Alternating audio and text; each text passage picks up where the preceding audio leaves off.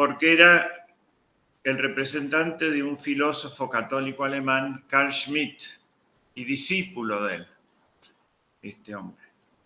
Luego migró a la Argentina y ahí hizo también una obra intelectual muy importante, pero cambió la formalidad de su pensamiento.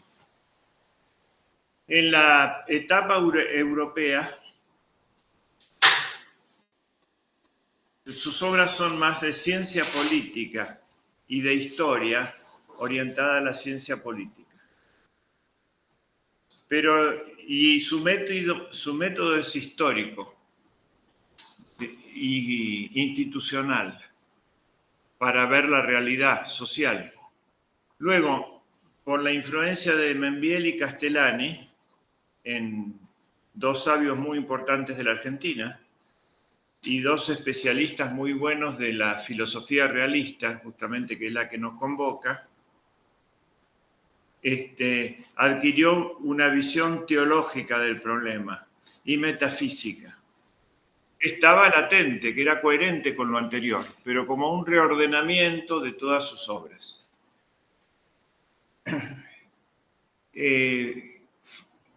Vivió desde 1908 hasta 1996. Vamos a ver la estructura fundamental de su pensamiento. El pensamiento de él se basa en la Trinidad, su meditación esencial, última, que transfigura todas sus obras anteriores, y en Dios uno y trino y en el hombre como imagen y semejanza de Dios.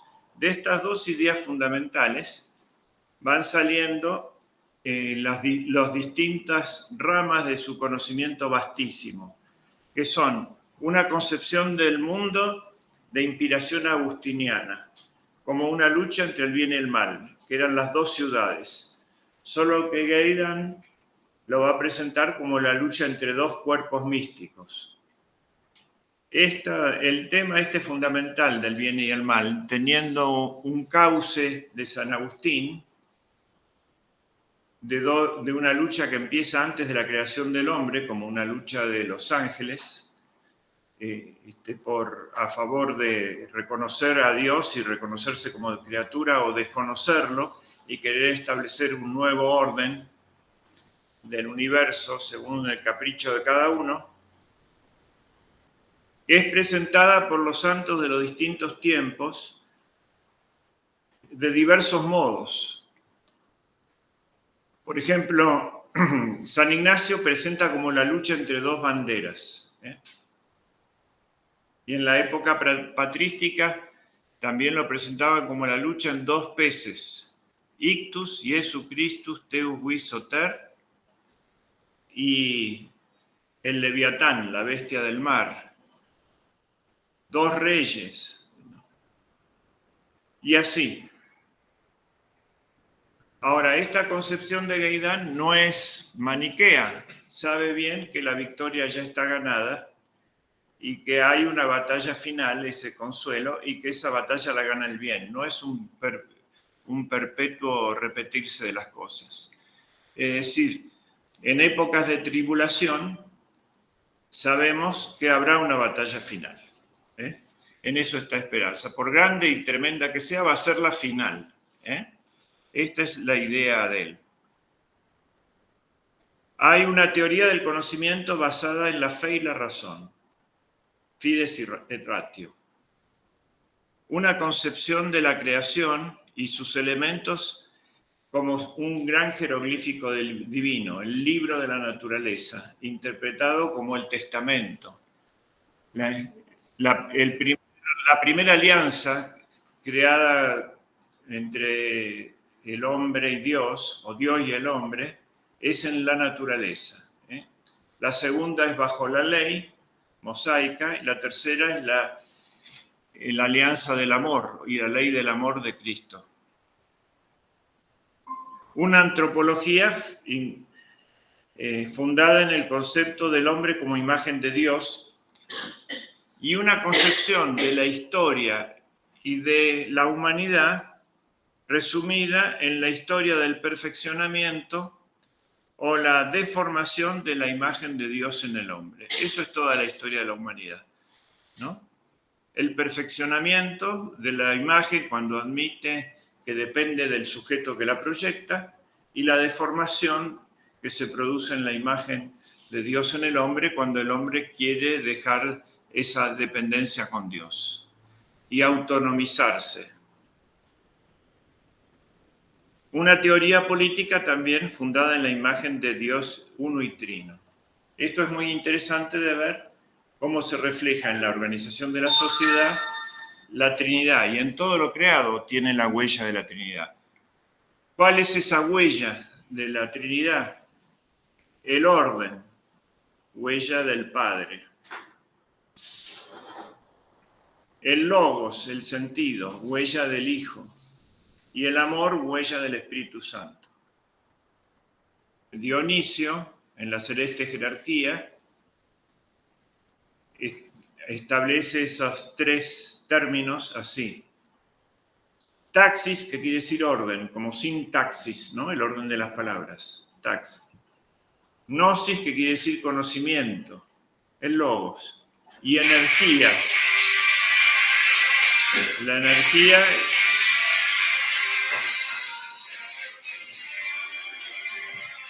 es el amor.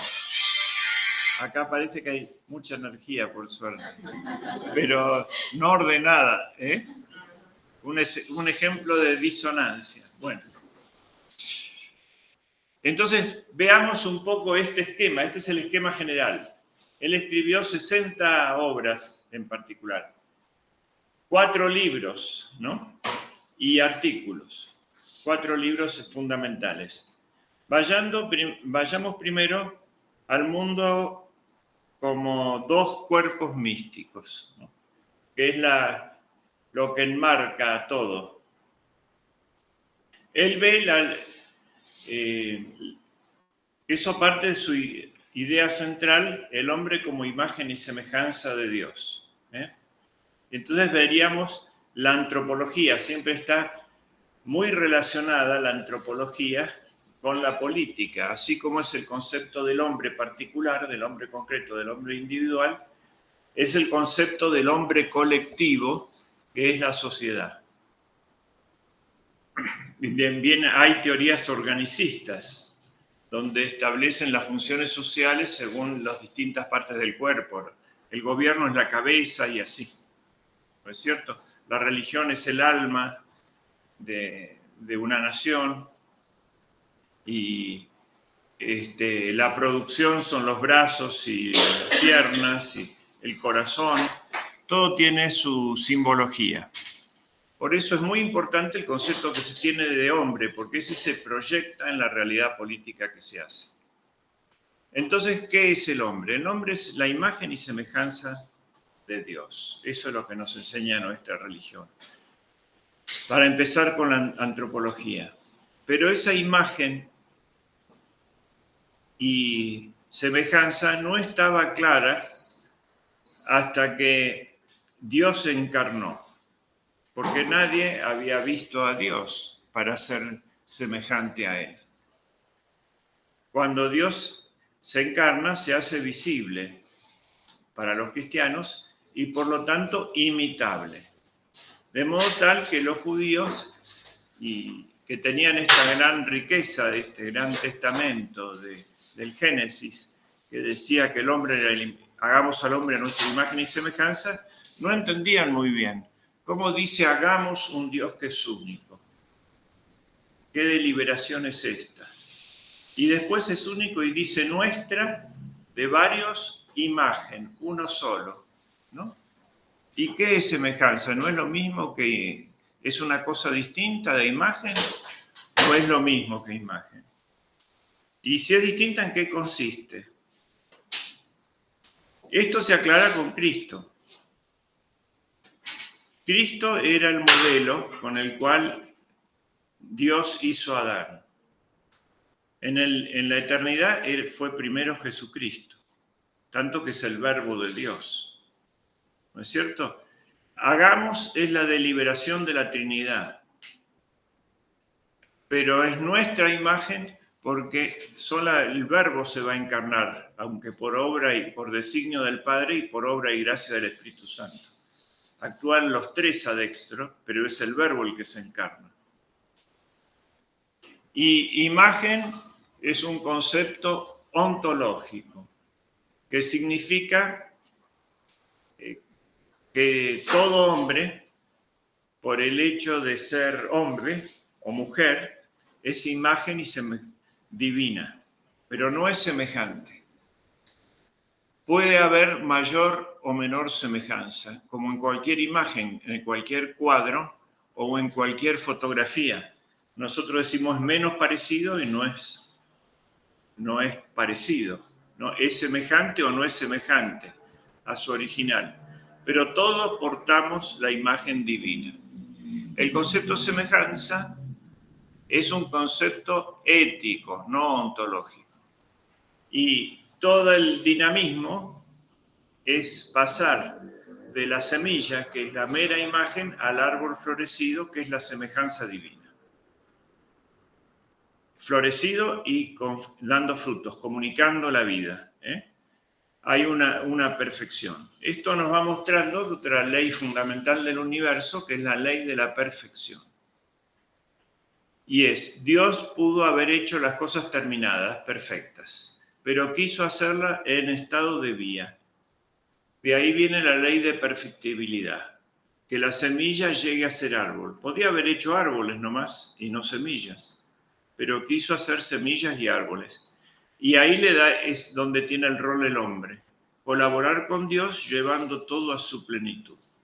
Por eso viene el designio del obrar humano, que es cultivar la tierra. Es decir, lleven todo esto a su plenitud. Es el rol del hombre.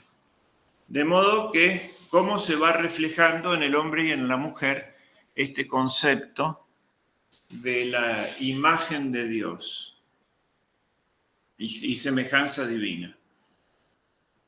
Porque habíamos dicho que Dios es uno y trino, que es orden o presencia del ser, que es conocimiento o inteligencia del ser, idea del ser, y que es energía o amor del ser, ¿no? Y el hombre y la mujer son dos. Entonces, ¿qué hay en dos? En Dios que sean dos. Y hay dos procesiones. La procesión del conocimiento y la procesión del amor. La procesión del conocimiento es entre el Padre y el Hijo. ¿Qué es el Hijo? El concepto que viene de concebir, la idea que tiene Dios de sí mismo. Una idea en nuestra cabeza, a imagen divina, es como un cierto hijo de nuestra mente. Es una creación nuestra y es algo muy propio que lleva nuestro sello, nuestra idea. Entonces, esa idea es operativa, tiene una operación, que es, por el Verbo todas las cosas fueron hechas.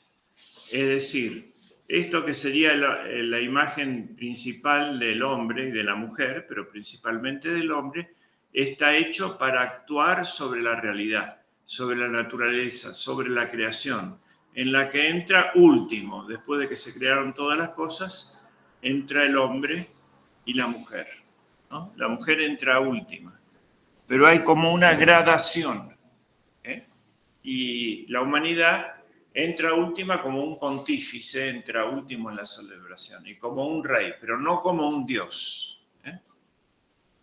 Justamente la tentación de Lucifer es que ocupa el lugar de Dios. Dios le da un lugar bastante importante, el de rey de la creación y el de pontífice de esta religión natural, donde el acto sagrado era llevar las cosas a su plenitud, el sacramento, podríamos decir, natural.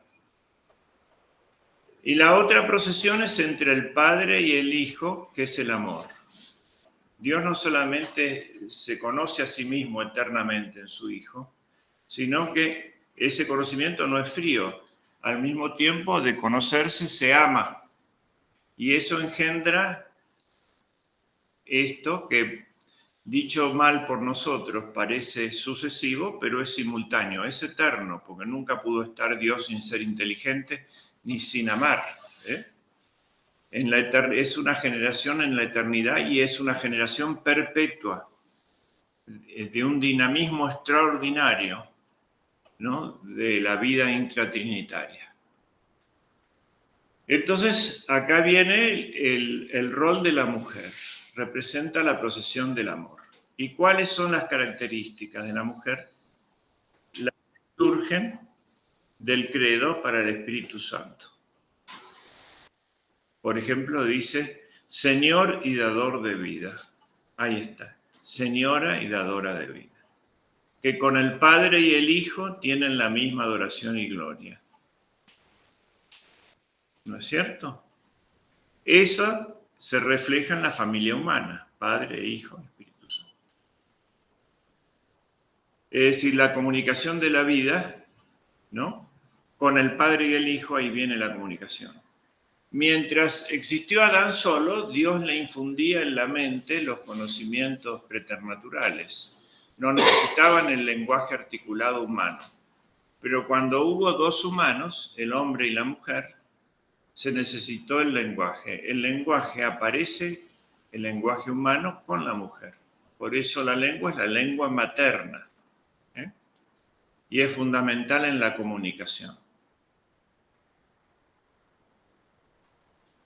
Ahora, este orden, que es el orden que vemos en cada familia nuestra, es la imagen de toda la sociedad. Se va construyendo desde el hombre y la mujer, desde la familia para arriba. Después es la reunión de los padres de familia y así se va construyendo el mundo, ¿no es cierto? En un orden moral y por lo tanto jurídico, cuando existe la sociedad humana y la relación, la categoría de la relación,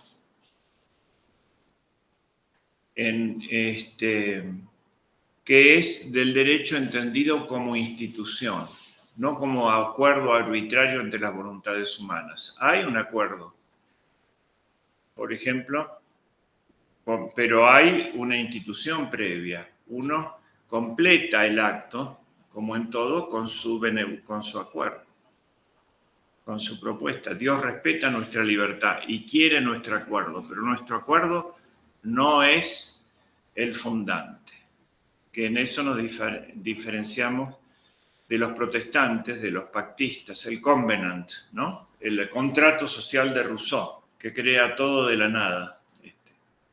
No, nosotros partimos de un orden creado y el orden creado establece la familia como la institución básica. Y por supuesto que interviene la voluntad de los cónyuges, deben decir que sí, ahí está la voluntad. Pero prestan acuerdo no a una cosa arbitraria, prestan acuerdo a un plan divino que les va a dar un poder extraordinario, el de comunicar la vida, para cuál son necesarios los dos. Entonces, ¿qué debe hacer el hombre? Actuar en el mundo, en el universo, perfeccionándolo. Y la mujer debe de ocuparse solamente de perfeccionar una cosa, el hombre. La liberaron de todo lo demás, ¿no es cierto? Cuando viene el castigo de una caída, ¿no?, cada uno es castigado en su operación. El hombre debe trabajar con el sudor de su frente. Eso que era gozoso, esa operación, como a un pájaro levantar vuelo, ¿no?, su operación propia, tiene algo de penalidad, por lo menos hasta Cristo. Ahí se redime el trabajo y en lugar de ser una maldición propia de esclavos, se vuelve en una forma de participar en la redención. Y la mujer también, con dolor tendrás los hijos. La Virgen que se salvó de los dolores del parto, no se salvó del dolor del parto nuestro al pie de la cruz, cuando fue transformada en Madre de la Humanidad. Y hay a tu hijo y hay a tu madre. En ese sentido, a nosotros nos concibió con dolor al pie de la cruz. En cambio, a Cristo en Navidad no, es una fecha de gozo. De todas las formas, este es el símbolo de la Iglesia, el símbolo de nuestra época, que está establecido por Jesucristo en el propio Jueves Santo, cuando dice: no temáis, que semejante es el reino de Dios a una mujer parturienta, que en medio de los dolores está feliz porque va a dar una nueva vida. Y esa es la mujer vestida de sol que aparece al final. Entonces esto sería hombre y mujer. Esto es lo que no quiere aceptar el diablo. Y esto es lo que no quiere aceptar nuestra edad, especialmente demoníaca. Este plan que se nos propone desde el principio del tiempo. ¿Qué quiere decir? Seréis como dioses, quiere decir seréis autores del orden nuevo. ¿No? Y terminaron animanizándose, porque el que no trasciende hacia arriba, trasciende hacia abajo. Salieron en 4 patas del paraíso, etc. Igual Dios le avisó que un hijo de la mujer, la descendencia de la mujer, le iba a aplastar la cabeza. Para restablecer el triunfo divino en el universo. Bueno, esta es la antropología. Y la otra antropología, este hombre del cristianismo es olvidado en la época del Renacimiento. Entonces empiezan a recuperar ideas paganas, a investigar. Leen mal a Aristóteles y dicen que el hombre es un animal racional, cuando Aristóteles dijo que el hombre era un viviente racional, no un animal. Animal tu abuela, le podríamos decir. Bueno, era un viviente racional. Y después siguen haciendo grandes descubrimientos, ¿no? El hombre es una combinación de sustancia extensa y espíritu de fineza, reunido por la válvula pineal, dice, por la glándula pineal, dice Descartes. Y Sartre hace otro descubrimiento, dice que es una pasión inútil. Y Nietzsche dice que será un superhombre, seréis como dioses. Y las modernas neurociencias dicen que es un complejo neuronal sometido a grandes automatismos, a ciertos automatismos. Y Freud dice que es una cantidad de pulsiones eróticas que terminan en una pulsión de muerte, tánatos. Y así eso hace acordar a Cicerón, que dijo esa frase: no hay estupidez que no haya dicho un filósofo. ¿No es cierto? Yo me quedo con la primera idea de lo que es el hombre. Es inagotable, dice Gaidán, este misterio de Dios uno y trino y del hombre como imagen y semejanza de Dios uno y trino. Está todo contenido así. Pero todavía no sabemos todo, dice. Recién, cuando aparezca el anticristo, vamos a terminar de saber qué misterio es el hombre, porque es como el revés de la trama. Ya sabemos bastante. Y sabemos también, y acá está fundada la pedagogía, la política y todo, que Cristo nos manda que seamos perfectos. Esa ley que estaba en el universo y quedaba bien claro de ver cómo se comporta una semilla que tiende a la plenitud, nos da expresamente la revelación. Sed perfectos, Padre perfecto. Sed santos como el Padre es santo. Sed misericordiosos como el Padre es misericordioso. No es lo mismo. En esencia sí es lo mismo, pero tiene sus matices. El mejor de todo es ser misericordiosos como el Padre es misericordioso. Acá hay que distinguir entre el amor y entre la bondad divina y entre la misericordia. La bondad divina es el gran tesoro de Dios, a partir del cual hace todas sus acciones respecto del universo y del hombre. Cada acto particular es un acto de amor, que es tomar de ese tesoro. Y la misericordia es el acto de amor con el que le falló. Cuando nosotros decimos, le pedimos misericordia a Dios, y Dios nos pide misericordia a nosotros con nuestros hermanos, no nos está hablando de justicia. En justicia no nos corresponde nada, porque nos portamos mal, ¿no? Es por su misericordia que le pedimos, por su amor, no por nuestro derecho. No tenemos derecho frente a Dios, y Él quiere ver ese reflejo divino en nosotros. En la ciudad de Dios se entra por el perdón, por la puerta del perdón, y se sale por la puerta de la justicia. Por eso es lo primer decreto de Cristo en la cruz, es perdónalos. Ahí está Cristo Redentor. Ahí construye la puerta del reino. La había anunciado en el Sermón de la Montaña, en Mateo 5. Pero el momento en que se constituye eso es ahí. Bien. Entonces esta sería la antropología y el dinamismo que rige la educación y la perfección humana. Nuestra educación es una educación perfectiva. ¿En qué consiste? En respetar la ley interna que tiene cada semilla. La semilla de álamo, la semilla de roble, la semilla de trigo. Y perfeccionarla de acuerdo a su ley interna, ayudarla a crecer, eso es la educación. Darle agua, darle nutrimentos adecuados, aire, sol, y ayudar a ese desarrollo. Eso es educir la forma que ya está adentro. La potencia tiene que estar en la propia semilla. Esa fuerza interna que se despliega hasta ser el árbol son las virtudes que forman parte fundamental de la antropología tomista, ¿no? Pero esas virtudes no alcanzan, es como si sin la semilla de roble no puedo tener un roble, ¿no?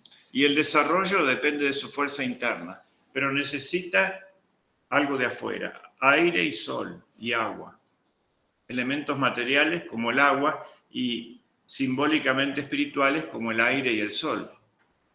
Entonces las 7 virtudes no alcanzan, son necesarios los dones del Espíritu Santo para llevar las virtudes a la plenitud. ¿Y a dónde va eso?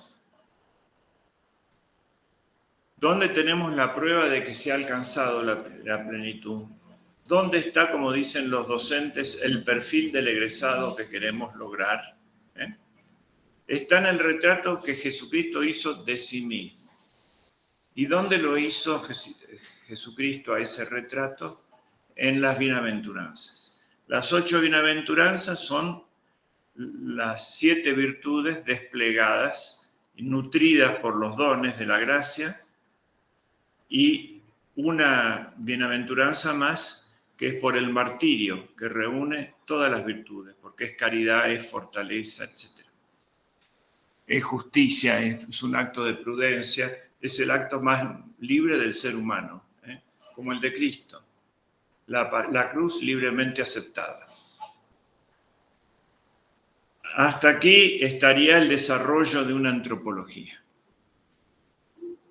Luego tendríamos que ahondar un poco en la teoría del conocimiento y del lenguaje.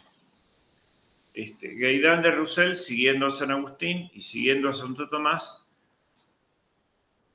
ve 3 formas de conocimiento. El conocimiento matutino y el vespertino, y uno que no es verdadero conocimiento y que podríamos llamar el conocimiento tenebroso. Y también hay un cuarto que sería que cómo conocemos nosotros en la era tenebrosa, cuando no hay luz. Entonces, primero hay que descubrir, esto lo toma de las inteligencias angélicas. El conocimiento vespertino que tenían los ángeles en el momento de su creación consiste en conocer las cosas en sí mismas, en su esencia. Eso suena en Apolo, conócete a ti mismo, ¿no? Si de ahí se elevaban a la causa de todo ese conocimiento que ellos veían en las especies impresas dentro de su inteligencia por Dios, los que Dios le había puesto en su espíritu, se elevan a Dios como a la causa de eso, el conocimiento se vuelve matutino. ¿No es cierto? Pero si se quiere instalarse en sí mismo, decae y se vuelve tenebroso. Eso es lo que le pasó a los demonios. Se quedaron en qué maravilloso soy yo y no se remontaron al principio, que era Dios. Se vieron en sí mismos y quedaron con eso satisfechos. Entonces cayeron y su conocimiento se volvió tinieblas y es el conocimiento tenebroso. En la simbología, el azufre es el fuego en sentido infernal, el símbolo por la descomposición, por la destrucción. No es la luz del sol. En cambio, si se elevaban a Dios como su principio, se volvía matutino. Y ahí quedaban confirmados frente a la visión de Dios, confirmados en la gracia. Entonces, también es cierto, eso era respecto de los ángeles, pero en los hombres hay un cierto conocimiento matutino a partir de la revelación.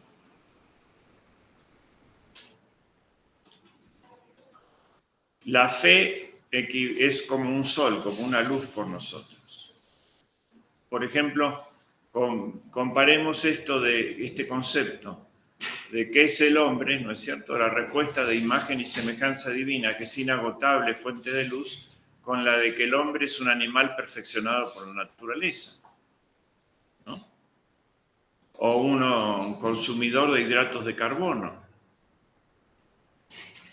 o un 98% un gorila con 2% que todavía no saben lo que es, pero con 98% el gorila gana las elecciones, me parece.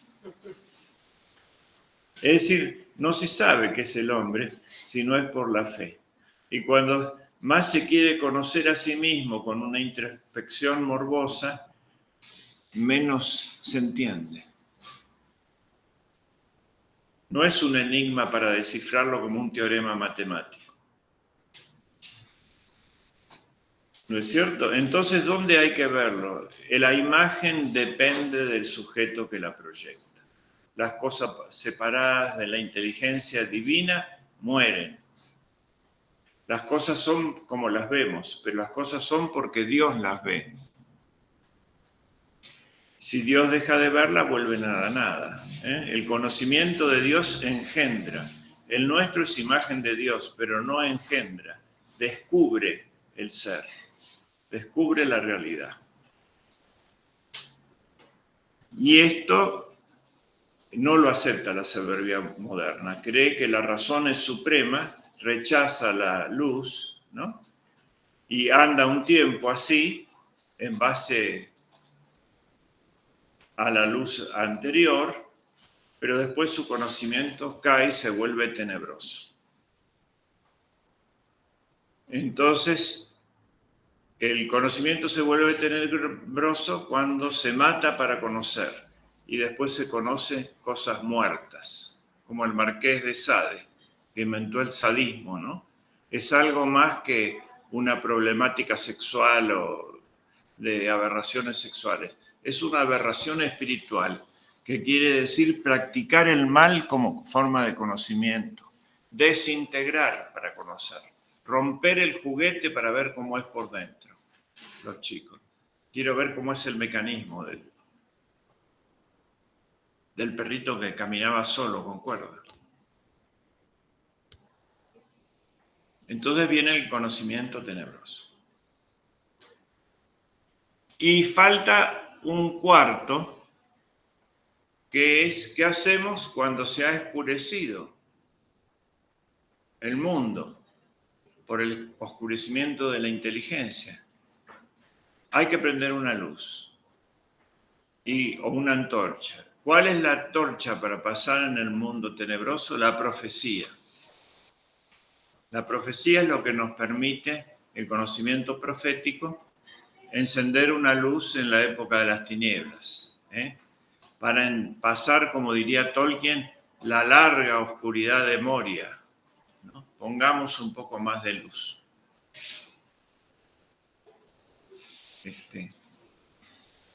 Bien.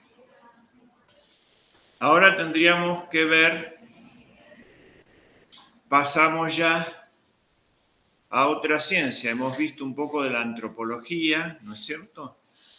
Hemos visto de la educación, hemos visto en esbozo los dos cuerpos místicos,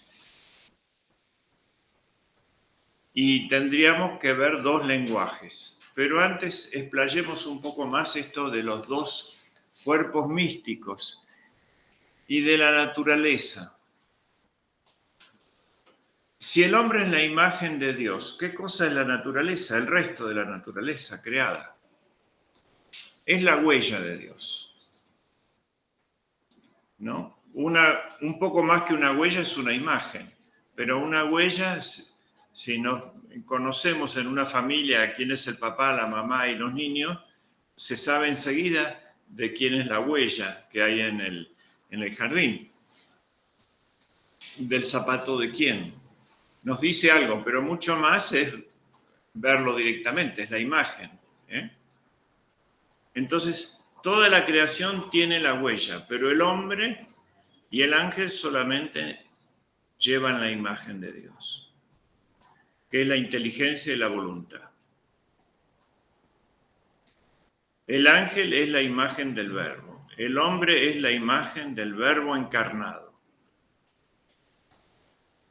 Por lo tanto, resume toda la creación, porque es materia y espíritu. Bien. Ahora, Cristo es el verdadero hombre. Nosotros somos fotocopias, imágenes de Cristo. Y dependemos de Él. Si queremos separarnos del sujeto que nos proyecta, nos desintegramos. Esa rotura, esa desfiguración del hombre fue resuelta por la redención de Cristo. Y eso constituyó el cuerpo místico. La cabeza, que es el verdadero hombre, con los hombres hechos a imagen y semejanza. La única imagen de Dios es Cristo. Nosotros somos a imagen, somos una imagen de la imagen. Eso fue proclamado por Pilato. He aquí al hombre, no dijo un hombre. En cambio, a la mujer la proclamó el mismo Cristo. Tuvo más suerte que los hombres, ¿no? Porque dijo, mujer, he ahí a tu hijo.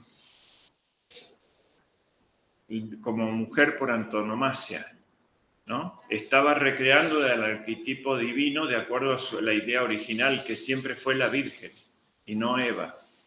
Eva falló.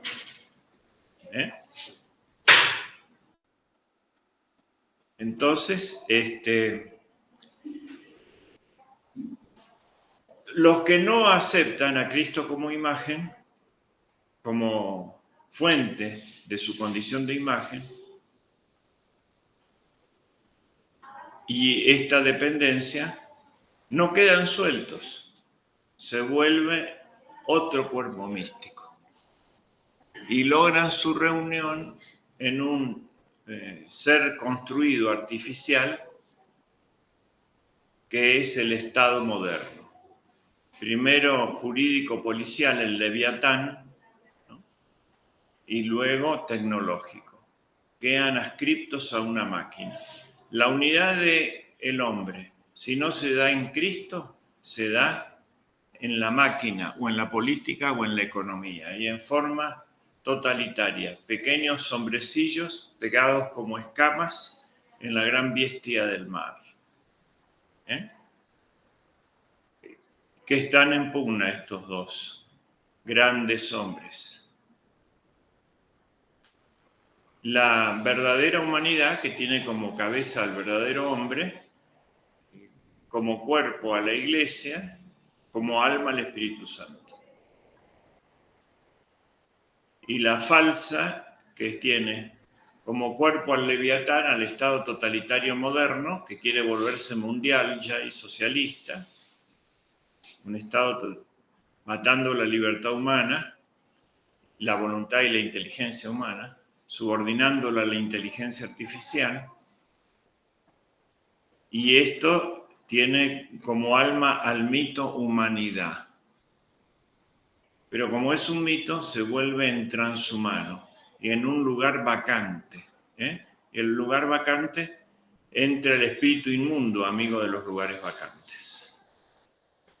De esta máquina que quiere unir a la humanidad, no en Cristo y no por la gracia, sino que quiere unir a la humanidad por la política, por la economía y, lo más grave de todo, por la técnica. Nos quiere enchufar a cada uno aislado de nuestra familia, de nuestro vecindario, de todas nuestras religaciones, ¿no? De nuestras amistades,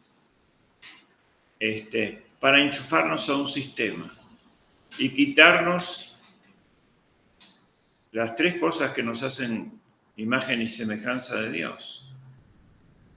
La inteligencia, que se subordina a una inteligencia artificial. La voluntad, porque anulan la libertad. Y sobre todo, el más extraordinario poder que tenemos, el de comunicar la vida. Pensar que colaborando con Dios simplemente y diciendo sí a la propuesta divina, ¿no? Nosotros estamos acá porque nuestros padres dijeron que sí a lo que les proponía Dios. Entramos en un mundo maravilloso. ¿Qué importa que no lo conozcamos? Estamos llevados por Dios, le hemos dicho que sea Él lo que nos espera. En cambio, si queremos construir un Frankenstein en un laboratorio, para sentirnos Dios, hacemos un monstruo. El monstruo nos va a destruir, como le pasó al conto de Frankenstein. Eso es la propuesta del mundo, de esta parte soberbia del mundo moderno. Bien, entonces esta es la lucha entre dos cuerpos místicos. Es una cuestión muy interesante que plantea Gaidán, ¿no es cierto? Entonces, y en la naturaleza podemos hablar de la creación, de la gran cosmogonía. Y acá se muestra dos niveles en esta cosmogonía. Dios, con su palabra creadora, va creando toda la infraestructura de la naturaleza. Hágase la luz y la luz fue. Sepárese la tierra del mar y llamó a la tierra, tierra, y al mar, mar. ¿No? Cada palabra que él dice aparece algo en el universo, ¿no es cierto? Se refiere a él. Estos elementos, la tierra, el aire, el mar, el sol, la luna, dependen de él, porque él los creó. También creó los animales, pero a eso los puso en dependencia del hombre y les dio el poder de nombrarlos. Entonces los animales todavía nos temen, ¿no es cierto? Aunque está un poco sublevada la naturaleza, por nuestro estado de caída, es normal que el animal le tema al hombre como que acepte su superioridad en ese sentido. Y a veces que lo tema porque es un peligro en serio también, ¿no? Pero la mera presencia del hombre, si el hombre no se asusta y tiene su señorío, se impone a los animales, tiende a dominarlos. El hombre los nombró por una orden divina. Entonces, pero querer controlar los elementos no es posible, porque eso los nombró Dios. Esto es fundamental para entender toda la guerra climática de la cual está hablando hoy el presidente de Estados Unidos, que es más grave que la guerra de Ucrania y la guerra nuclear, es la guerra climática. Fíjense todos los desastres que hubo alrededor del Mediterráneo, en Libia, en Marruecos, en Grecia, en Turquía. Toda la cuenca esa está citada, y los ciclones de acá en Centroamérica, ¿no? Se están descompaginando los elementos. Bueno, Cristo tiene señorío sobre la naturaleza. ¿Quién es este cuando cambian la tempestad que le obedecen los vientos y el mar? Los paganos entienden mejor leyendo el libro de la naturaleza. Los judíos y los cristianos entienden mejor leyendo la Escritura, cuando no habían perdido la clave. ¿Y cuál es la clave? Cristo es la clave de la Escritura. Si no aceptamos a Cristo, no entendemos la Escritura. Pero, por ejemplo, cuando Cristo nace, aparecen los Reyes Magos que representan a esa religión primordial de la naturaleza. Ven la revelación en la naturaleza y dice: hemos visto su estrella en el cielo y venimos a adorarlo. Es decir, se les revela a Cristo en la naturaleza. En cambio, cuando Herodes manda a llamar a los sumos sacerdotes para preguntar dónde nacerá el niño, traen las escrituras y le dicen: ¿dónde nacerá el niño? En Belén de Judá.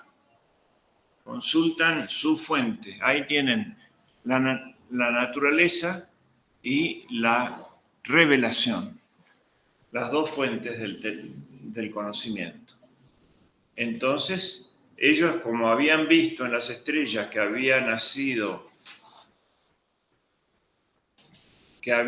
Júpiter estaba en el cuadrante de Saturno, decían: ¿Saturno qué es? Saturday, Sabbat, es el reino de los judíos. ¿Y Júpiter qué es? Un rey. Van a ser un rey en el reino de los judíos. Sigamos la estrella. ¿Y a dónde van? Y siguen una lógica científica pero humana. Un rey, ¿dónde nace? En la capital. ¿Dónde es? En Jerusalén. Vamos al palacio del rey, ¿no? Hasta ahí van muy bien, pero porque seguían una lógica científica. Llegan ahí, se encuentran con Herodes y dice: un rey, como diciendo: angelitos, yo soy el rey, ¿no? Así que van a ser un rey. Que vengan los sacerdotes, y ahí precisa, en Belén. Hay que juntar el dato de la razón con el dato de la revelación. Eso es integración del saber. Entonces, cuéntenme si la encuentran. Ahora, los sumos sacerdotes llaman la atención también. El rey sabemos que era un malvado y un usurpador, que el verdadero rey de Israel era San José. Pero ellos le leen a los extranjeros un testamento. El testamento se lo leen al extranjero, ¿no? Ahí es donde Cristo ya se manifiesta a los gentiles. Y por último, en la cruz. ¿Cuándo se convierte el centurión romano? Cuando ve el gran terremoto y el eclipse, ve los signos de la naturaleza y dice: verdaderamente este era el Hijo de Dios. Los otros que tenían la escritura y se los había dicho Cristo desde la cruz. Tengo sed, es el nombre de un salmo, ¿no? Dios mío, ¿por qué me has abandonado? Es el nombre de otro salmo. Le estaba diciendo, mandando a leer esos salmos donde se describía punto por punto que taladraban las manos y los pies, ¿no? Que se le secaba la lengua, etcétera, que se repartían las vestiduras, y todo profetizado 1000 años antes por lo menos. Son ciegos a eso. Y el otro no es ciego al mensaje de la naturaleza. Verdaderamente era el Hijo de Dios. Bien. Ahora vayamos entonces a la teoría política de Gaitán de Roussel, que es cómo se refleja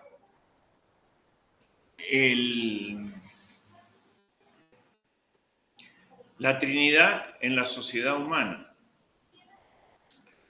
Y se refleja por el árbol también. El concepto del árbol que tiene, ¿y quién lo dice? Cristo lo dice, semejante es el reino de Dios a una pequeña semilla que llega a ser un gran árbol. La copa del árbol que toma los elementos espirituales, el aire y el sol, ¿y a dónde lo manda? A todo el cuerpo del árbol. Eso es la iglesia. Yo rezo por los 3 estamentos, dice. ¿Y las raíces qué son? El pueblo, que toma ¿qué? La riqueza, ¿no? El hierro, el agua, todo lo que viene del suelo, y que necesita. ¿Y a quién lo manda? Por la savia, a todo el organismo, hasta la última hoja. Como la hoja mandaba la energía tomada del sol, hasta la última raíz. ¿Y el tronco qué es? Es la nobleza, que se cuida de que el árbol se dirija a la luz. La justicia legal, que tiene que estar pendiente del fin, de ordenar todas las cosas hacia el fin, hacia arriba. Ese era el árbol de la cristiandad y la doctrina de los 3 testamentos. La desarrolla perfectamente. Eran los 3 estados medievales, la nobleza, el clero y el estado llano. Ahora, ¿qué pasa cuando se ha envenenado el árbol y han caído las hojas? ¿No? Y cuando se han puesto el hacha en la raíz por la lucha de clases, se ha nubilado por la cultura y por la herejía la copa del árbol. Y ya no hay más fotosíntesis, ya no hay más vida. Y abajo se ha puesto el hacha en la raíz por la lucha de clases y todas las luchas que inventan. Ahora en la guerra entre el hombre y la mujer, último descubrimiento, y la guerra entre los mayas y aztecas, y la guerra de indigenistas, y la guerra de partidos, de este partido contra el otro partido, y de esta etnia contra la otra etnia. En Cristo no había eso, porque en Cristo, dice San Pablo, no hay varón ni mujer, ni amo ni esclavo, ni griego ni judío. Lucha de razas, lucha de clases y lucha dentro de la familia. Pero solo en Cristo. Quitado Cristo, vuelve eso que son las características del paganismo. La guerra de razas, como el indigenismo actual, que es para romper México, ¿no? Y toda América hispánica y África también. Ahora están inventando una guerra de tuaregs contra los árabes para separar el Sahel de la costa mediterránea. Y siempre es fragmentación. Lo diabólico es lo que divide. Diaboleo. Lo simbólico, la cruz, es lo que une.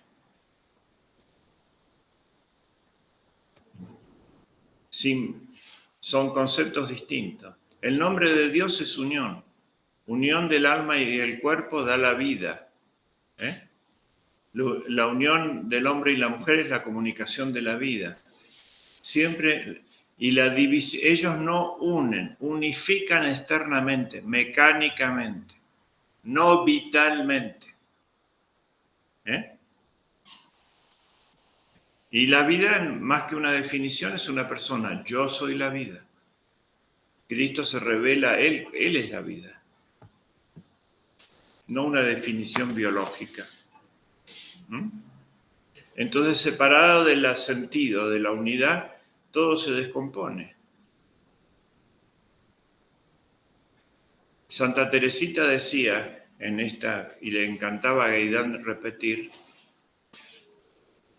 que las flores eran en la creación la sonrisa de Dios. Y cuando se marchitaban, Dios se había llevado lo suyo. Y nosotros también, si se retira, ¿no? ¿Qué quedamos? Polvo y nada.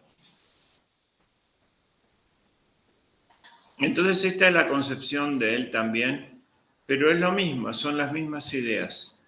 Las dos principales ideas de nuestra religión, ¿no? La unidad y trinidad de Dios y la encarnación del Verbo.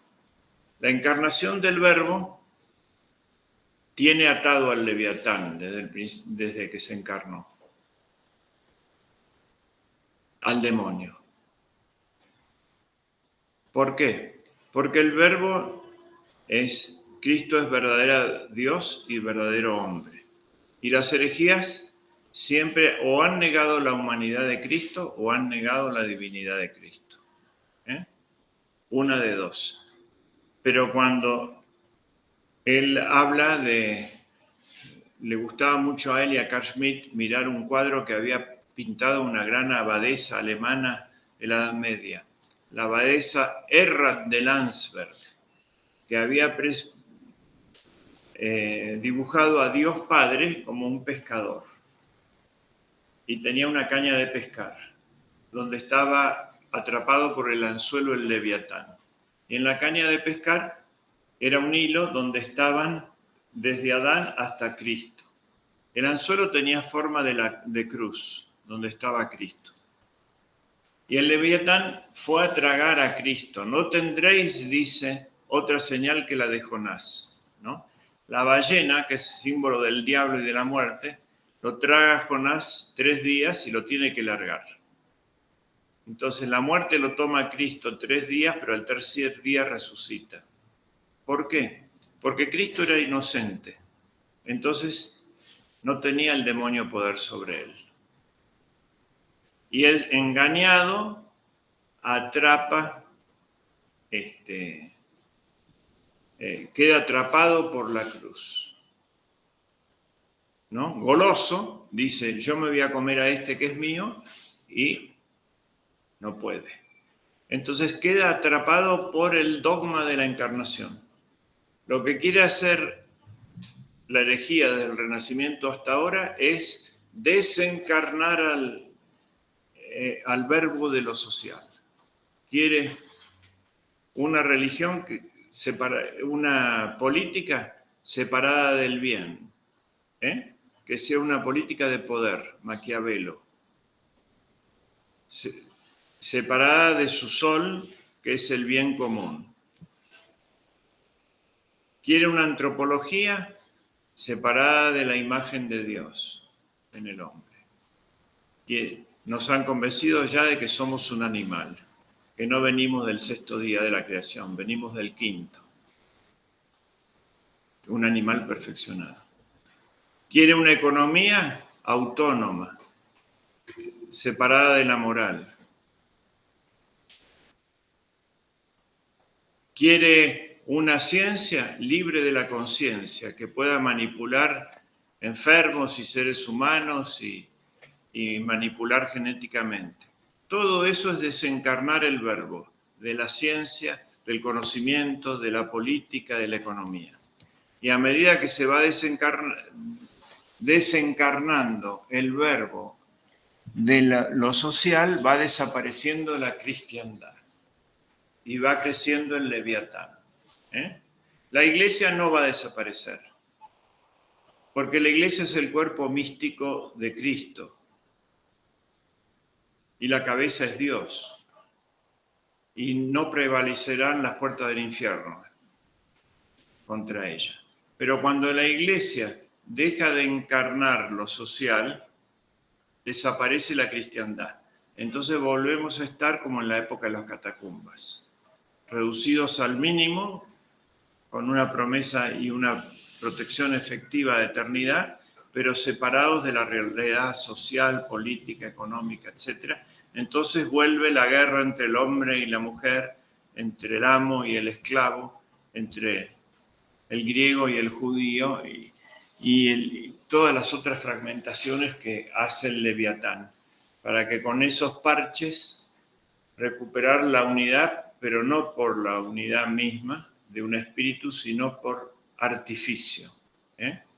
El hombre mismo no es más un don de Dios, el hombre quiere transformarlo en un capricho de otro hombre, que lo diseñe como se le dé la gana, no como imagen de Dios, como imagen de su capricho cambiante.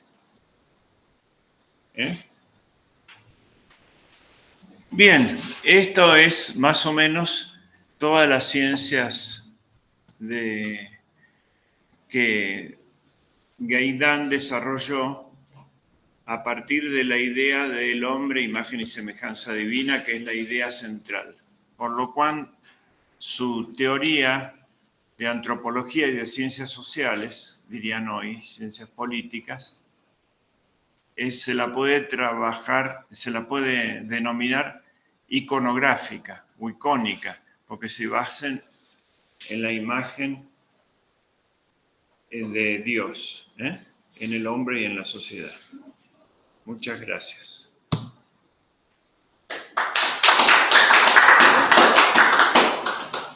Yair, ¿tenías alguna pregunta?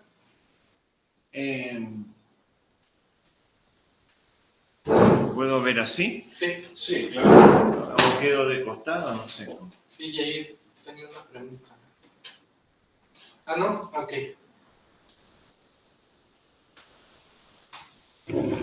Para que pueda girarse un poquito más.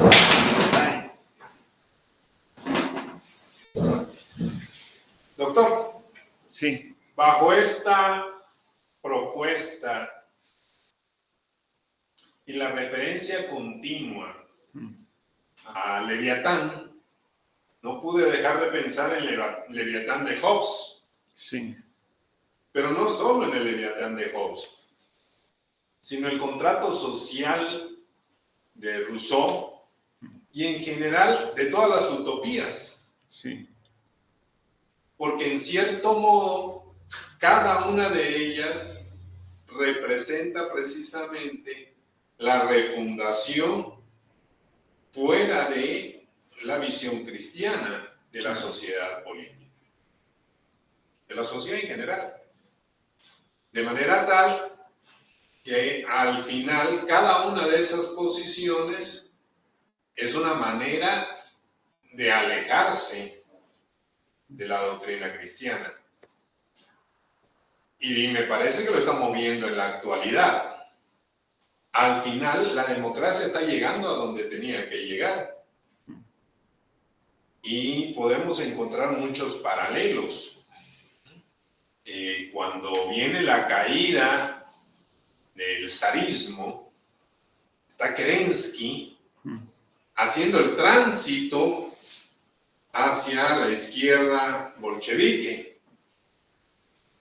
Pero aquí en México, pues está un Cedillo y el mismo PAN haciendo la transición a el sistema, pues no sé si llamarle propiamente comunista, pero sí definitivamente destructivo y esclavista que estamos viviendo hoy. Sí.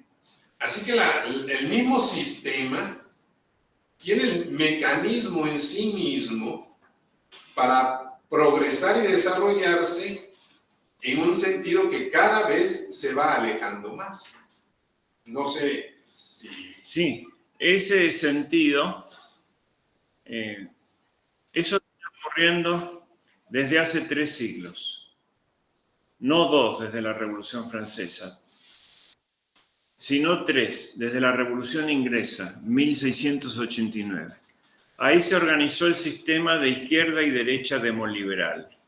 Como tú lo ves, mencheviques y bolcheviques, es lo mismo. Funciona así el sistema. Hay una agenda mala, cuya última versión son la Agenda 2030.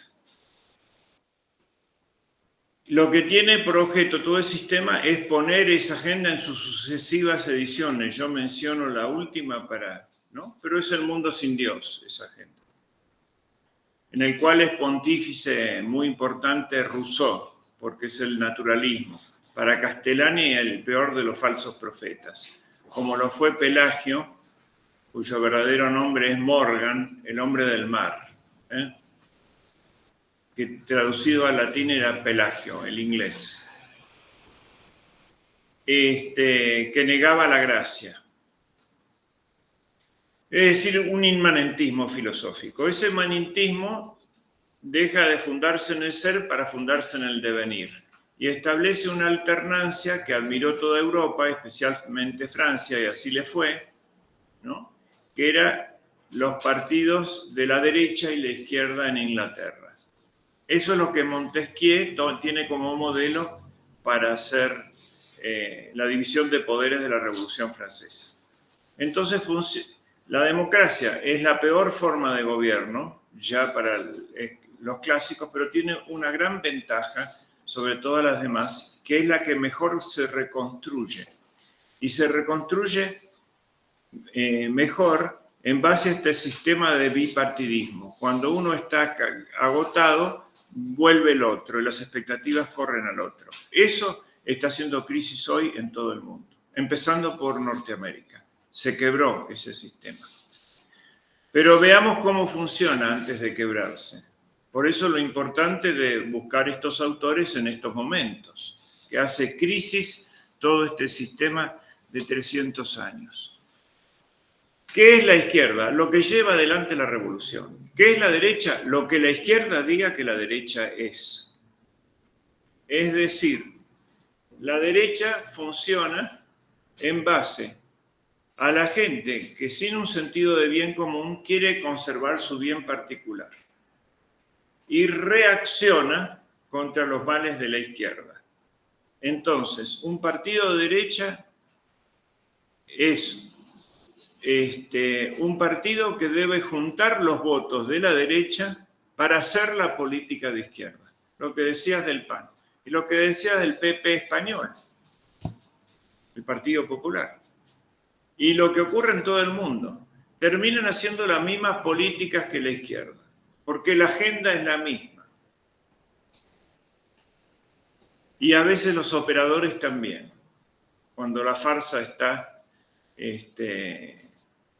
mal montada. Aparece de vez en cuando los mismos equipos. Bueno.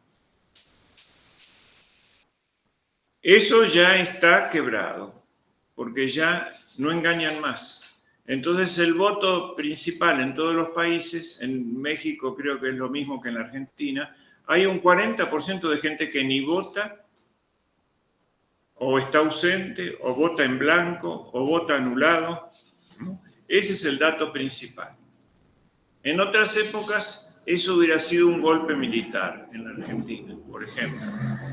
Y en la vieja Roma también, la dictadura era una institución de la República. Cuando los partidos se corrompían, llegaban a no poder reconstruirse entre ellos. Se establecía eso por 6 meses y recreaban el circo, digamos. Pero ahora han anulado al ejército como a todas las instituciones, todo el orden romano, hasta la familia misma la están disolviendo. Entonces, está agotado el régimen, porque evitó sus posibilidades de recuperarse. ¿No? ¿Y a dónde va el mundo?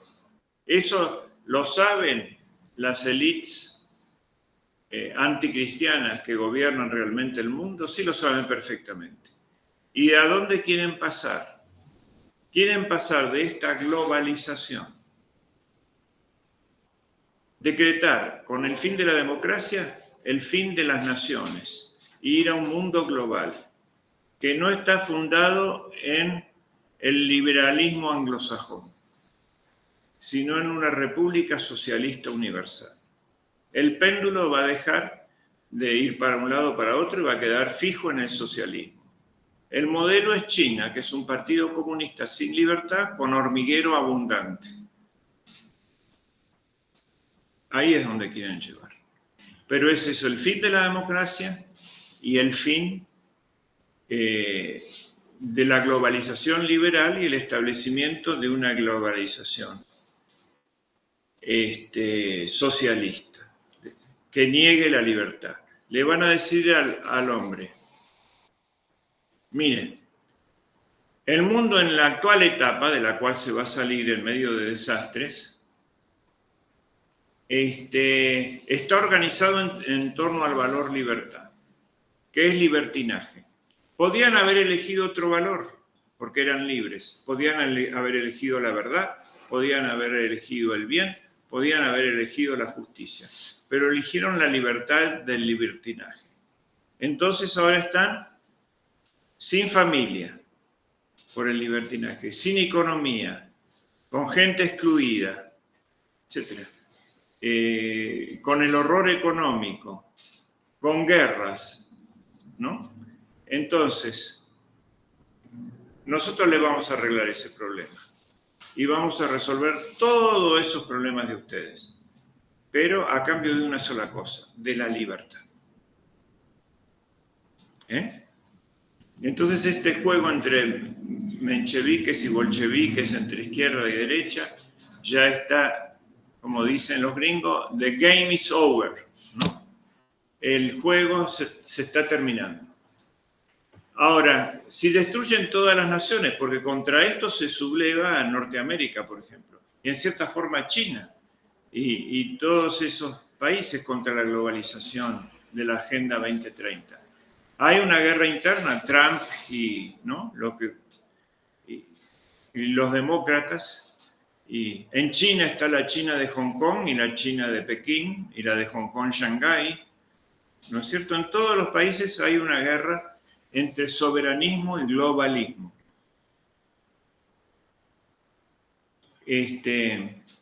Pero los imperios, la globalización, si tiene a las naciones más poderosas de la Tierra en contra, con grandes traidores adentro, por supuesto.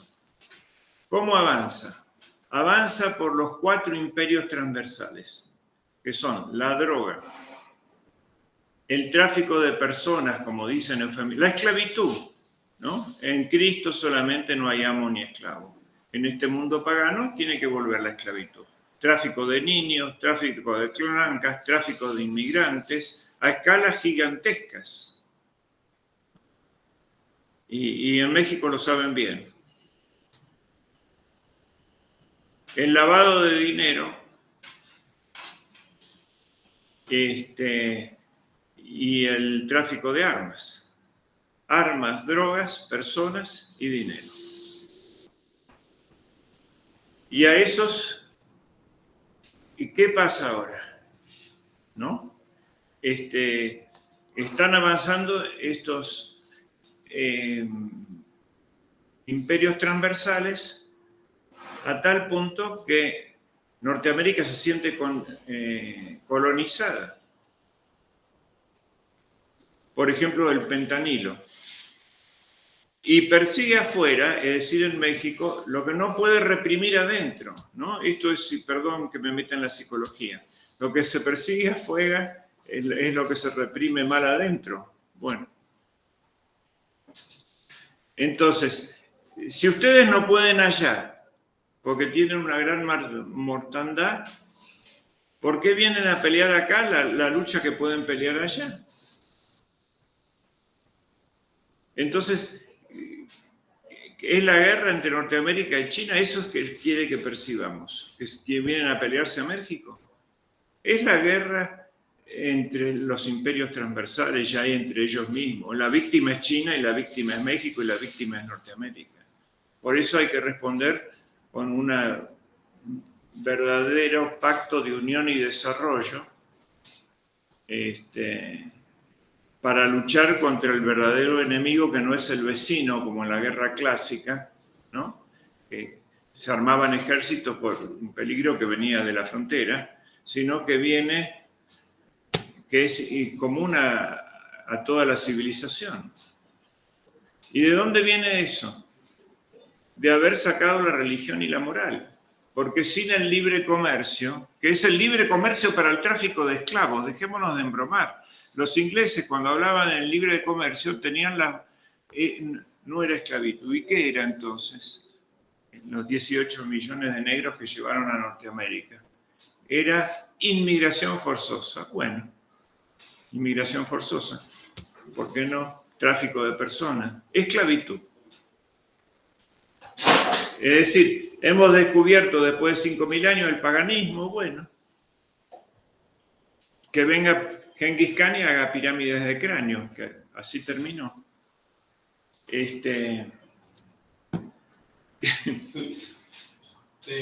Bueno, Anuar tiene una pregunta. Anuar, adelante.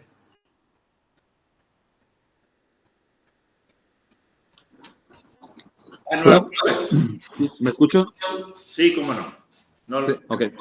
Doctor, buena tarde. ¿Cómo le va? Me gustaría, muy bien, gracias a Dios. Me gustaría como pedirle un consejo, ¿no? de actividad política, planteando un pequeño esquema. Digo, quiero hacer una pregunta y no una exposición.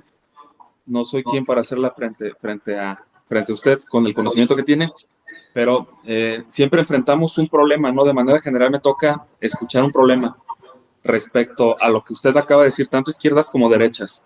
Hay una confusión, o creo que hay una confusión en algunas personas que creen defender los valores de la iglesia cuando se dicen conservadores, ¿no? Y lo que acabo de entender es de que el conservador lo que conserva son los despojos de la revolución. Es decir, son los revolucionarios más lentos, si es que entendí correctamente, ¿no? Hay quienes defienden, por ejemplo, en este caso en México, al PAN porque lo consideran como un partido conservador, siendo que es un partido que forma parte de la revolución. Es decir, que el sistema liberal, como usted bien lo dijo, el sistema inglés liberal, de lo primero que se encuentra libre es de Dios. Y tanto izquierdas y derechas siguen la misma lógica interna, que es la lógica hegeliana, la lógica de la contradicción, la dialéctica de la contradicción, ¿no? Tendiendo a este mundo global que usted bien dice, como sería en Hegel el espíritu absoluto, ¿no? No va a haber diferencias en ese mundo perfecto, en ese mundo sin Dios. Otras personas sostienen una postura también filosófica de la política y no hacen actividad política, social me refiero en particular, si no cumple con la República de Platón, por ejemplo, ¿no? Y tengo entendido que Platón, cuando le preguntan que dónde existe esa república perfecta, dice que no existe en ninguna parte, ¿no? La palabra utopía, no aquí, ¿no? Entonces, ¿cuál sería la participación? He leído su libro Teología Política, habla de las tesis de Gaydon de Roussel y habla sobre la política agonal, la política de combate, la política participativa, pero con una visión cristiana. Me gustaría que me ayudara a aclarar, como si se puede muy concretamente, saber cómo podemos participar en la política agonal, cómo formamos parte de esta política sin caer en el juego de las izquierdas y las derechas, sin defender mucho menos las nuevas izquierdas como un argentino como Agustín Laje está promocionando, y también cómo no rasgarnos las vestiduras un tanto farisaicamente desde una filosofía muy purista que no tiene aplicación práctica. No sé si se aclara mi planteamiento. Es decir, ¿qué hacer? Sí, exacto. Y una fundamentación filosófica. Exacto. Hay dos metafísicas que reúnen a todas las demás. O una filosofía se funda en el ser o se funda en el devenir. La que se funda en el ser nace en Parménides, llega a su culminación en el mundo antiguo en Aristóteles y en la era cristiana en Santo Tomás de Aquino. No hay más alto, o sea, hay avances parciales después de Santo Tomás en esta filosofía del ser. pero no un punto más alto y una cosmovisión tan grande. Por el otro lado está la filosofía del devenir, que nace en Heráclito y llega a la culminación en Hegel. Tampoco hay otro pensamiento más alto. Esta segunda tiene un problema grave. Es la que domina ahora casi totalmente, pero no totalmente, que es una desvinculación progresiva con la realidad, que pasa por 3 etapas. La primera etapa es la desvinculación afectiva, no cognoscitiva, del mundo, del entorno. Es decir, mi conocimiento ve, mis ojos ven, pero mi corazón no siente. Hay dolor humano, veo una persona sufriendo, pero no me importa, sigo caminando de largo. Pero es una desvinculación de la realidad porque somos una integralidad. Eso se llama estoicismo, indiferencia afectiva. Luego con Kant se llega a una desvinculación mayor, que es la desvinculación cognoscitiva. No se puede conocer Dios ni las esencias, ¿no?, ni el alma. El mundo es un caos informe de datos que en mi mente categoriza y ordena. En Kant hay ya escepticismo, pero el yo está fuerte. Por último, Hegel se desvincula de eso y el yo se confunde totalmente en el espíritu absoluto, con la realidad externa. ¿No es cierto? Eso es demencia. En ese punto se está, es decir, enajenación total de la realidad, que la adecuación de la inteligencia con la realidad es la verdad. Entonces han superado el problema de la verdad. ¿Qué están haciendo? Están delirando. Eso es el diagnóstico del tema, en gran parte. Y por eso se van a estrellar.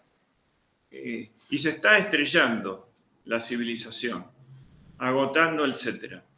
¿Qué hay que hacer entonces como estrategia general? Recuperar 2 cosas, que son los dones más altos que nos dio Dios. Dice un poema argentino popular, nuestra obra máxima, el Martín Fierro.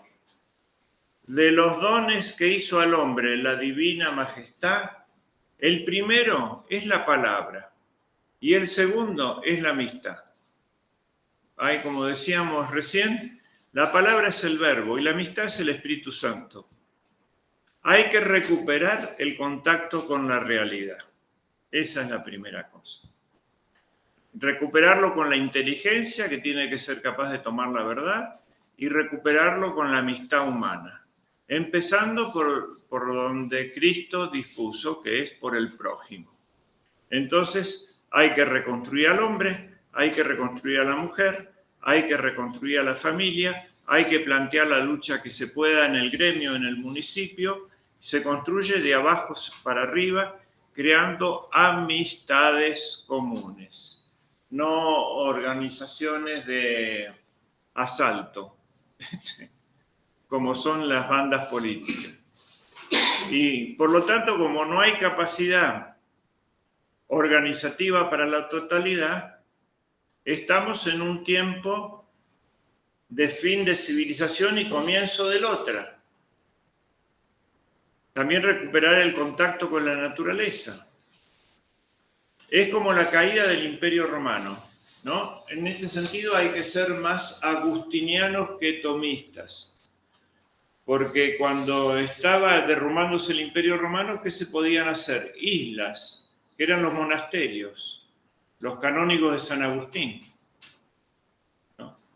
Y después, cuando el feudalismo dio seguridad a Occidente, pudieron salir los monjes de los monasterios a la calle y predicar el verbo, la palabra y la amistad, ¿no? Los dominicos y los franciscanos.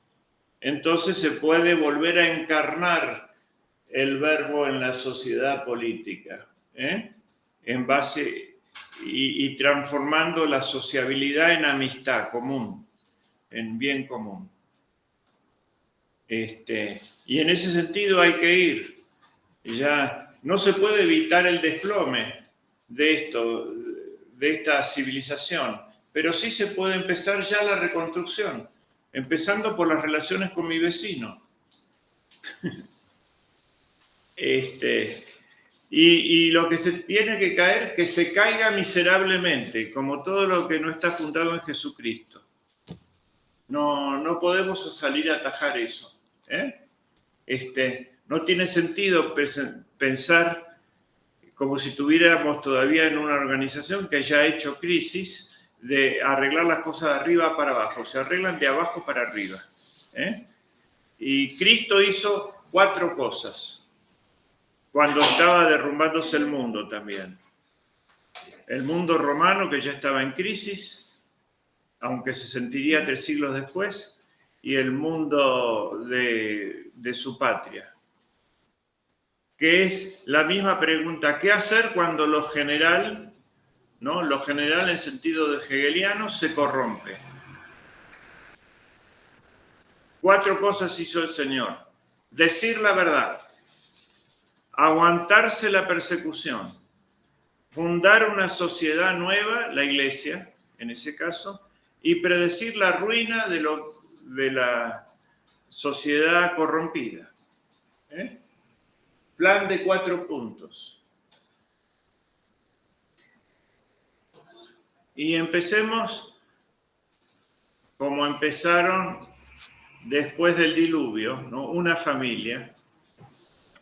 Y después de Babel, una familia, la de Abraham.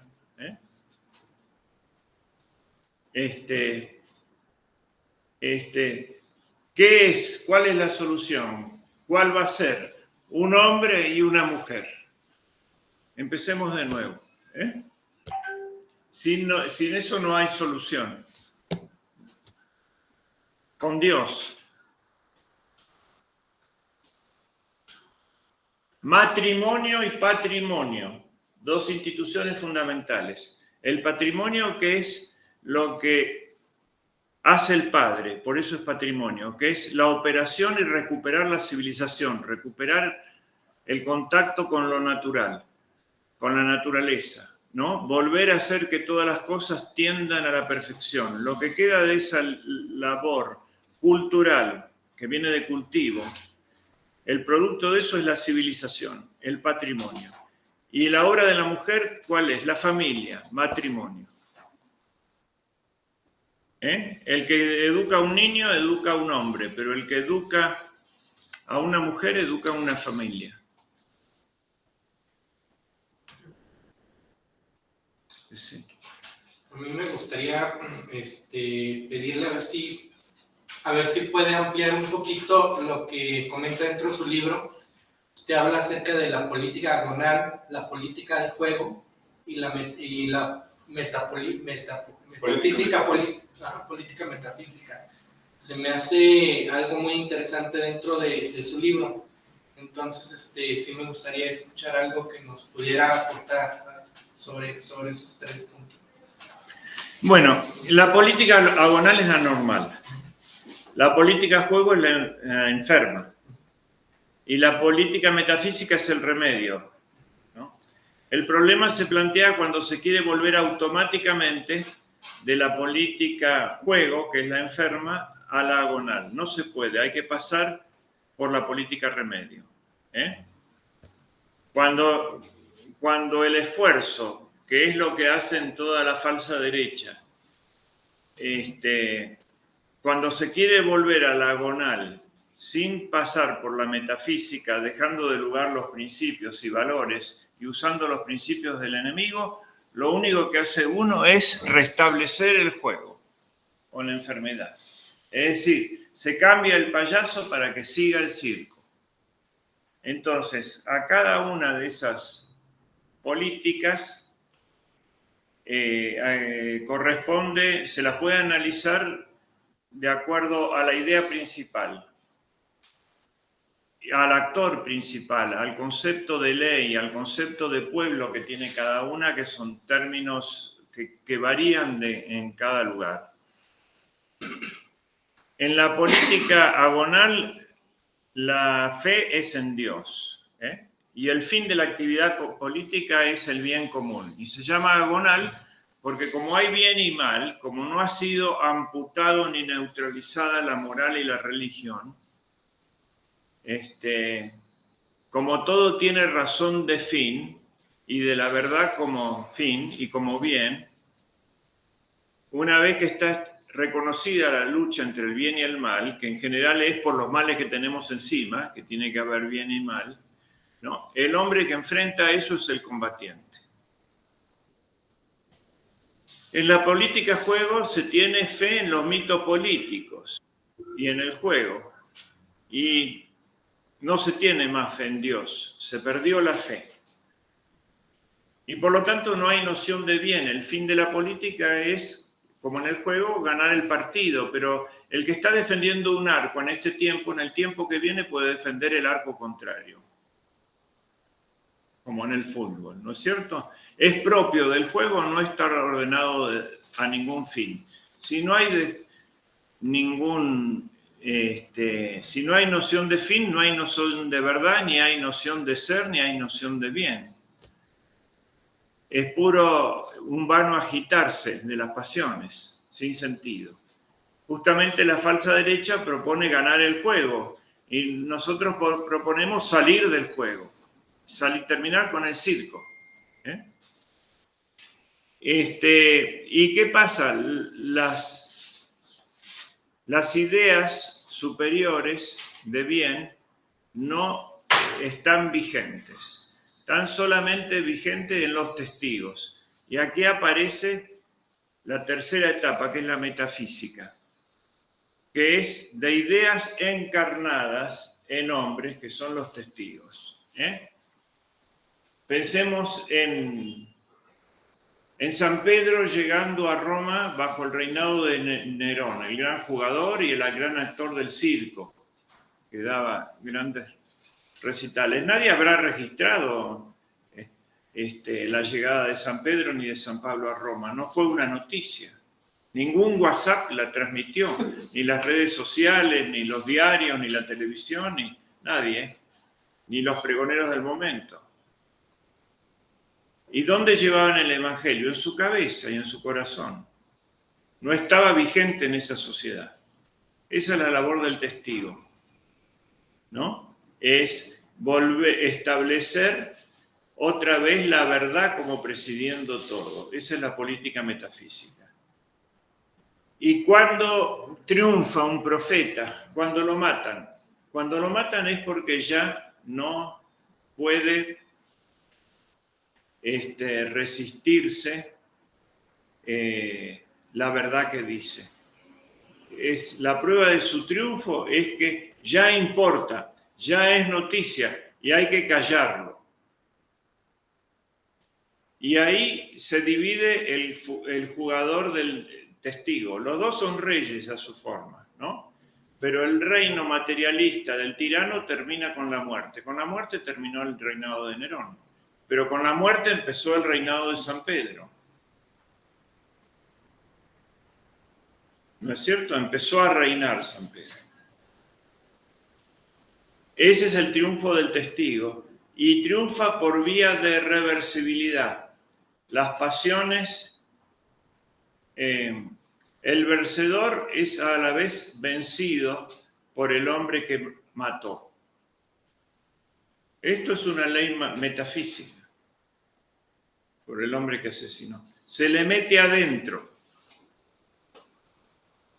Y después de 300 años de derrotas del cristianismo, con las 10 persecuciones romanas, el que caía era el imperio romano, no el cristianismo.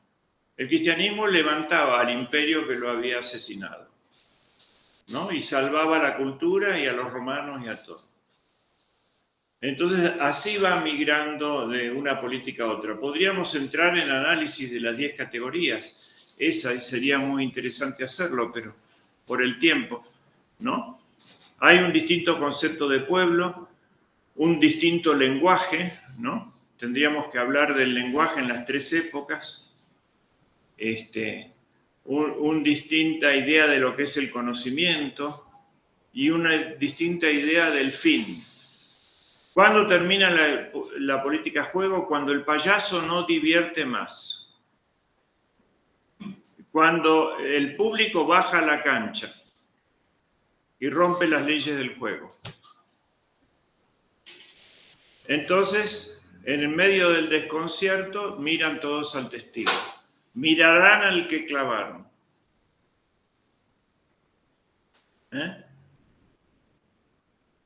Así es.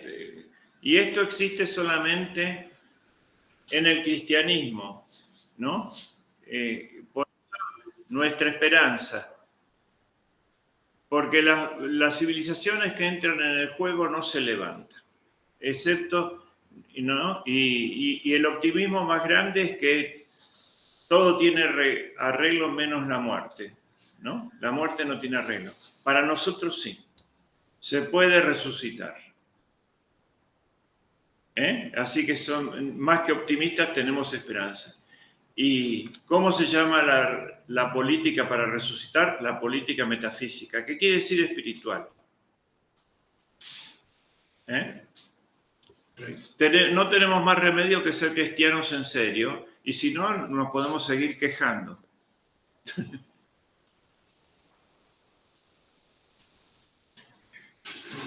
¿Alguien más que tenga alguna pregunta de los que nos acompañan en línea o los que están presentes? No me pregunto.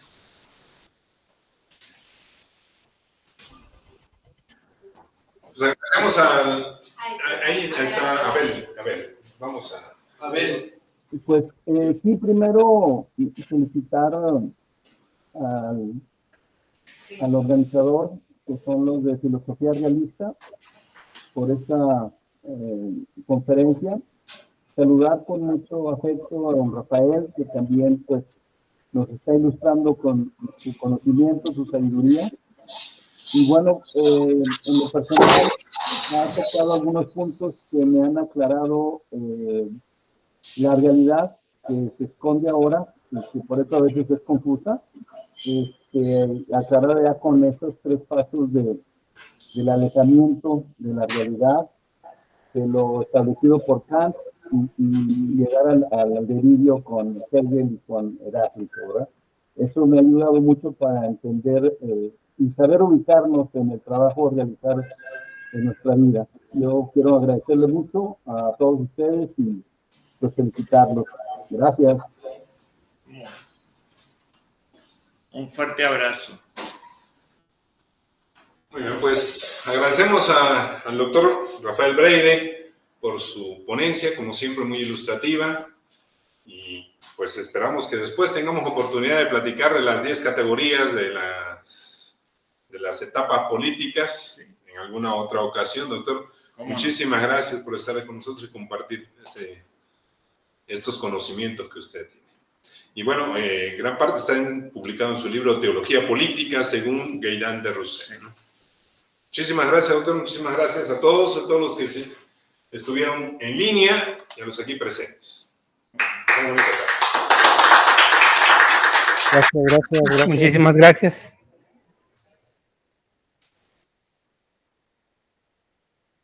Gracias. Doctor Bray.